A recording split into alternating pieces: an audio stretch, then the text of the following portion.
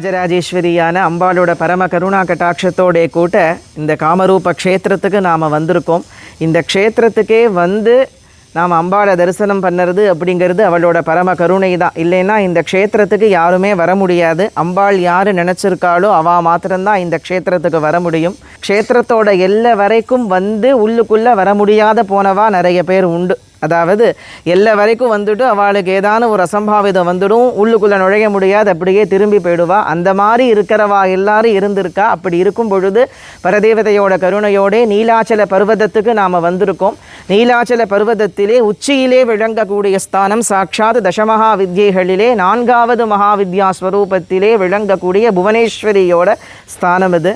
மகாவித்யைகளுக்கெல்லாம் ஆதாரமாக இருக்கிறது சாட்சாத் புவனேஸ்வரி தான். தேவி பாகவதத்திலே புவனேஸ்வரியோட ஸ்வரூபத்தை சொல்லும் பொழுது காளிகா, தாரிணி, பாலா, திரிபுரா, பைரவி, ரமா, பகளா, மாதங்கி, காமாட்சி, துளஜா, ஜம்பினி, மோகினி, சின்னமஸ்தா, குஹ்யகாளி, காளி முதற்கொண்ட மகாவித்யைகளுக்கெல்லாம் ஆதாரமாக விளங்கப்பட்டவள் சாட்சாத் புவனேஸ்வரி அப்படின்னு பரமேஸ்வரியோட ஸ்வரூபத்தை சொல்லியிருக்கா. அந்த மகாவித்யை தான் இந்த நீலாச்சல பர்வதத்தினுடையதான ஹில்லில் இந்த பர்வதத்தின் உச்சியிலே விளங்கக்கூடிய ஸ்தானம் யாருக்குன்னா சாட்சாத் பகவதியான புவனேஸ்வரி. இங்கே எல்லா தேவியுமே யோனி ரூபத்தில் தான் இருக்கா. பரமேஸ்வரியோட 10 மகாவித்யைகளுமே எப்படி இருப்பான்னு கேட்டேன் அப்படின்னா மகாயோனி ஸ்வரூபத்திலே விளங்குறதாகத்தான் ஐதீகம். அதனால இந்த க்ஷேத்திரமானது சாட்சாத் பரமேஸ்வரியினுடைய பரிபூர்ண சாநித்தியமானது விளங்கக்கூடிய க்ஷேத்திரம். மூலமாக விளங்கக்கூடிய இந்த மகாவித்யைகளுக்கெல்லாம் ஆதாரமாக இருக்கிறது காமாக்கியா. காமாக்கியா பரதேவத்தை அவதான் மத்தியஸ்தானத்திலே விளங்குறா. அந்த காமாக்கியாவை சுற்றிலும் இந்த அத்தனை மகாதேவிகளும் அத்தனை மகாவித்யைகளுமே வந்து யோனி வடிவத்திலே பிரகாசிக்கிறது ஐதீகம். இந்த க்ஷேத்திரத்தினுடைய காற்று நம்ம மேலே பட்டாலே அத்தனை பாபங்களும் அழிஞ்சு போகிறதுங்கிறது சாஸ்திரம். காமாக்கியா தந்திரத்திலே பரமேஸ்வரன் சொல்கிறார், காமாக்கியாவுக்கு சமானமான க்ஷேத்திரம் கிடையாது, காமாக்கியாவுக்கு சமானமான தீர்த்தம் கிடையாது, காமாக்கியாவை விட புண்ணியத்தை கொடுக்கறதுக்கு லோகத்திலே வேறு ஸ்தானம் கிடையாது அப்படிங்கிறத பரமேஸ்வரன் காமாக்கியா தந்திரத்திலே விசேஷமாக சொல்கிறார் அப்படின்னு. அப்பேற்பட்ட மகாத்புதமான க்ஷேத்திரம் ஜெகன்மாதாவான புவனேஸ்வரியோட பராக்கிரமத்தை சொல்லறதுக்கு தேவர்களாலையும் திரிமூர்த்திகளாலையும் ஆகாதுங்கிறது சாஸ்திரம். ஏன்னா பிரம்மாவும் விஷ்ணுவும் ருத்ரனுமே பெண் வடிவத்திலே தேவியை தரிசனம் பண்ணுறதுக்காக தேவியின் ஸ்தானமாக விளங்கக்கூடிய மனுத்வீபத்திற்கு போய் அம்பிகையை தரிசனம் பண்ணினார்கள்ங்கிறத தேவி பாகவதம் சொல்லறது. ஏன்னா அம்பாள் இல்லைன்னாக்க லோகத்திலே சக்தி இல்லை, சக்தி இல்லைன்னா சிவமும் சவம் அப்படிங்கிறது சாஸ்திரம். சிவசக்தியா யுக்தோ யதி பவதி சக்த பிரபவித்தும் நச்சே தேவம் தேவோ நகல குஷலஹா ஸ்பந்தித்தும் அப்பி அப்படின்னு பரமேஸ்வரன் வந்து பராசக்தியோடு சேர்ந்தாதான் சிருஷ்டி ஸ்திதி சம்ஹாரம் திரோபாவம் அனுகிரகம் அப்படிங்கிற பஞ்சகிருத்தியங்களை பண்ண முடியும். அந்த அம்பாளோட சேராத போனாக்க அண்ணண்ட இன்னண்ட அசையறதுக்கும் முடியாதுங்கிறத நமக்கு சௌந்தரிய லஹரியில் ஆச்சாரியால் சொல்லியிருக்கா. அப்படி பூர்ண சக்தி ஸ்வரூபமாக அம்பாள் எந்த க்ஷேத்திரத்தில் இருக்கான்னு கேட்டால் இந்த காமரூப க்ஷேத்திரத்தில் தான் இருக்கா. இது முழுக்க முழுக்க தேவியின் ராஜ்யமாக விளங்கக்கூடியதான க்ஷேத்திரம். இந்த காமரூபம் அப்படிங்கிறது தேவியினுடைய ராஜ்யமாக விளங்கக்கூடிய க்ஷேத்திரம்.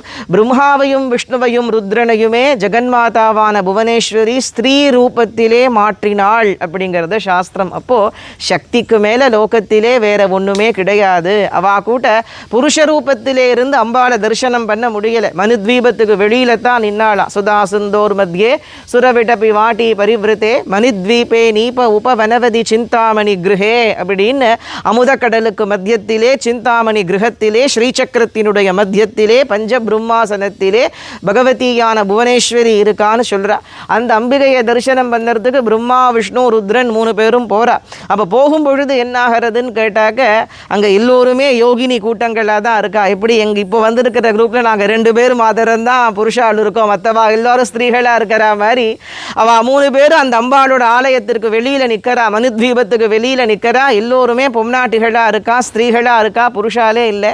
உள்ளே எப்படி போகிறதுன்னு அவளுக்கு ரொம்ப சங்கோஜமாக இருக்குது. அப்போ அம்பாள் என்ன பண்ணினாலா மந்தஹாசத்தோடே 3 மூர்த்திகளையும் ஸ்திரீகளாக மாற்றினாள் அப்படிங்கிறது தேவி பாகவதத்திலே 3வது ஸ்கந்தத்திலே விஸ்தாரமாக இந்த விஷயத்தை சொல்லியிருக்கா. அவதான் ஜம்புகேஸ்வரத்தில் அகிலாண்டேஸ்வரியா திருவானைக்காவலில் இருக்கா. கனக ஸ்ரீசக்கர தாட்டங்க விட்டங்க வதனோஜ்வலான ஸ்ரீசக்கர தாட்டங்கத்தை தரித்தவளாக பிரம்மாதி மூர்த்தங்களுக்கும் ஆதாரமாக அப்போ ஸ்திரீ வேஷ வேஷம் தரித்த பிரம்மா விஷ்ணு ருத்ரன் 3 பேருமே அநேக கோடி வருஷ காலம் புவனேஸ்வரியின் பாதார விந்தங்களை ஆராதனை பண்ணினா. அந்த சமயத்திலே அம்பிகையினுடைய கால் கட்டவரல் நகத்தினுடைய மத்தியத்திலே, அம்பாளுடைய புவனேஸ்வரியோட பாதத்திலே விளங்கக்கூடிய கால் கட்டவரல் நகத்தின் மத்தியத்திலே கோட்டிக்கணக்கான பிரம்மாண்டங்களையும் தரிசனம் பண்ணினார்கள். கோட்டிக்கணக்கான பிரம்மாக்கள், கோட்டிக்கணக்கான விஷ்ணுக்கள், கோட்டிக்கணக்கான ருத்ரர்கள் உள்பட அத்தனை பேரையும் எங்கே தரிசனம் பண்ணினானா, அம்பாளுடைய காலிலே விளங்கக்கூடிய கட்டவரல் நகத்தினுடைய மத்தியத்திலே தரிசனம் பண்ணினா. அப்போ சொன்னால, அம்மா எங்களை போலவே விளங்கக்கூடிய பிரம்மாக்களையும் விஷ்ணுக்களையும் ருத்ரர்களையும் நாங்கள் கண்டோமே, உன் பராக்கிரமமானது எங்களாலே கூட சொல்ல முடியாததாக இருக்கு. நாங்கள் உனக்கு முன்னாடி ஒன்றுமே இல்லைங்கிறத புரிஞ்சுட்டோம். லோகத்தில் இருக்கிறவா எல்லோரும் சிருஷ்டி பண்ணுறது பிரம்மா, ரட்சிக்கிறது விஷ்ணு, சம்ஹரிக்கிறது ருத்ரன்னு சொல்லுவா. ஆனால் உன்னுடைய சக்தியால் அல்லவா தாயே நாங்கள் உலகத்தை உண்டாக்குறோம், உலகத்தை ரட்சிக்கிறோம், உலகத்தை சம்ஹாரம் பண்ணுறோம். நீ இல்லைன்னா இந்த பிரபஞ்சத்திலே அணுவும் உண்டா?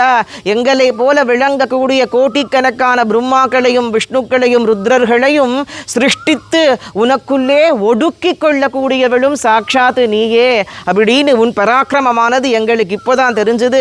லோகத்திலே விளங்கக்கூடிய ஜனங்கள் மூடத்தன்மையினாலே தான் பிரம்மா சிருஷ்டிக்கிறார், விஷ்ணு ரட்சிக்கிறார், ருத்ரன் சம்ஹரிக்கிறார்னு சொல்றா. வாஸ்தவமா சமஸ்த காரியங்களையும் பண்ணுறது நீதான் அம்மா அப்படின்னு அந்த அம்பிகையின் பாதார விந்தத்தை சரணாகதி பண்ணினா அந்த மகாசக்தியைத்தான் நாம் தரிசனம் பண்ண போகிறோம். ஸ்வயம்பூ பீட்டமாக அம்பாள் எழுந்தருளி இருக்கக்கூடிய சித்த பீட்டம் இது. புவனேஸ்வரியோட ஸ்வரூபத்தில் அம்பாள் இருக்கா. புவனேஸ்வரியை எல்லோரும் தரிசனம் பண்ணிட்டு ஆனந்தமாக அடுத்தது பகலாமுகியை தரிசனம் பண்ணலாம். பரதேவதையோட கிருபா கட்டாட்சமானது எல்லோருக்கும் பூர்ணமாக, இதை யாரெல்லாம் பார்க்குறாளோ அவளுக்கும் பரிபூர்ணமாக இருக்கணும்னு பிரார்த்தனை செய்துக்கிறோம். ஸ்ரீமாத்ரே நமஹ. காமாட்சி சரணம். காமாட்சி காமாட்சி.